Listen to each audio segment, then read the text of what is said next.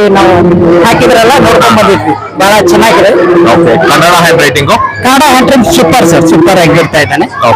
ಒಟ್ಟಾರೆ ಸ್ಕೂಲ್ ಬಗ್ಗೆ ಹೇಳ್ಬೇಕಂದ್ರೆ ಇಂಪ್ರೂವ್ಮೆಂಟ್ ಇನ್ನೂ ಜಾಸ್ತಿ ಆಗ್ತಾ ಇದ್ದಾರೆ. ಬಟ್ ನಾ ಹೇಳ್ತೀನಿ, ನಮ್ಮ ಪಾಪನ್ ಬಗ್ಗೆ ನಾವೇ ಹೇಳ್ಕೋಬಾರ್ದು, ಆದ್ರೂ ಹೇಳ್ತೀನಿ. ಯಾಕಂದ್ರೆ ಅವನು ಇದುವರೆಗೆ ನಾವು ಕುಂದಿರ್ಸಿ ಯಾವ ಹೋಮ್ವರ್ಕ್ ಮಾಡ್ಸಂಗೆ ಇಲ್ಲ, ಅವನಾಗೆ ಹೋಮ್ವರ್ಕ್ ಮಾಡ್ತಾನೆ. ಎಷ್ಟೇ ಕಷ್ಟ ಇದ್ರು ಹೋಮ್ವರ್ಕ್ ಮಾಡಿನೇ ಮಲ್ಕೊಳ್ಳೋದು. ಬಹಳ ಇಂಪ್ರೂವ್ ಆಗ್ತಾ ಇದ್ದಾರೆ ಈ ಸ್ಕೂಲ್ಗೆ, ಸ್ಕೂಲ್ ಮ್ಯಾನೇಜ್ಮೆಂಟ್ಗೆ lots of thanks. Thank you so much sir. Thank you. ನಮ್ಮ ವೇದ ಸ್ಕೂಲ್ ಅಲ್ಲಿ ಹ್ಯಾಂಡ್ ರೈಟಿಂಗ್ ಎಕ್ಸಿಬಿಷನ್ ಇಟ್ಕೊಂಡಿದ್ದೀವಿ. ನಿಮ್ ಹೆಸರು? ಆಶಾ. ಓಕೆ, ನಿಮ್ ಮಗು ಎಷ್ಟನೇ ಕ್ಲಾಸ್ ಅಲ್ಲಿ ಓದ್ತಾ ಇದ್ದಾರೆ? First standard sir. First standard ಅಲ್ಲಿ ಓದ್ತಾ ಇದ್ದಾರೆ. ಹ್ಯಾಂಡ್ ರೈಟಿಂಗ್ ಯಾವ ತರ ಇಂಪ್ರೂವ್ಮೆಂಟ್ಸ್ ಆಗಿದೆ ಮ್ಯಾಮ್? ಸರ್, ನನ್ನ ಮಗಳು ತುಂಬಾ ಹೆಮ್ಮೆ ಆಗತ್ತೆ ಸರ್, ತುಂಬಾ ಚೆನ್ನಾಗಿ ಬರೀತಿದ್ದಾಳೆ.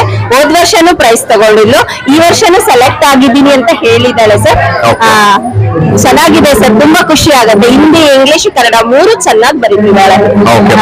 ಖುಷಿ ಆಗತ್ತೆ. ನಾನು ಶಿಕ್ಷಕಿ ಸರ್. ಹೌದಾ? High school teacher. ಮತ್ತೆ ಹ್ಯಾಂಡ್ ರೈಟಿಂಗ್ ಹೊರತುಪಡಿಸಿ ಮತ್ತೆ ಬೇರೆ ಏನಾನ ಇಂಪ್ರೂವ್ಮೆಂಟ್ಸ್ ಮಕ್ಕಳ ಒಂದು ಅಕಾಡೆಮಿಕ್ಸ್ ಅಲ್ಲಿ?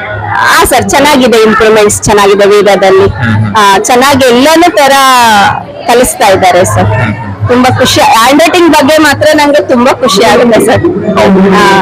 ಅದರಲ್ಲೂ ಎಕ್ಸ್ಪೆಷಲಿ ಓದೋದು ಎಷ್ಟು ಮುಖ್ಯನೋ ಮಕ್ಕಳಿಗೆ, ಇವತ್ತು ಬರೆಯೋದು ಅಷ್ಟೇ ಮುಖ್ಯವಾಗಿದೆ.